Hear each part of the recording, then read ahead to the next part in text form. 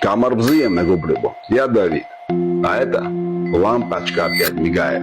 Я уж подумал, что счет не оплатил. Ну а потом вспомнил. Нет, это просто в оккупированной Абхазии завтра, 8 ноября.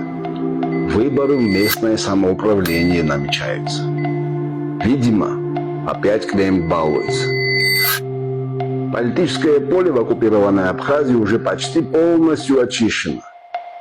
2 партиям разрешили играть в выборы. Амцахара и Единая Абхазия. Обе, как ни странно, одинаково любят власть. А еще где-то рядом мелькает Крым Абхазия. Инициатива с очень узнаваемым московским акцентом. Помогают, консультируют, подсказывают, как правильно выбирать. Ну, чтобы результат был стабилен. Оппозиция, она вроде как есть. Некоторые пытаются шуметь, устраивать акции, даже ворваться в штаб. Но кажется, это больше отчаянный жест от бывшего гражданина РФ, который прекрасно понимает, что российское гражданство ему уже не вернуть. Вот и играет в игру панчурный патриот.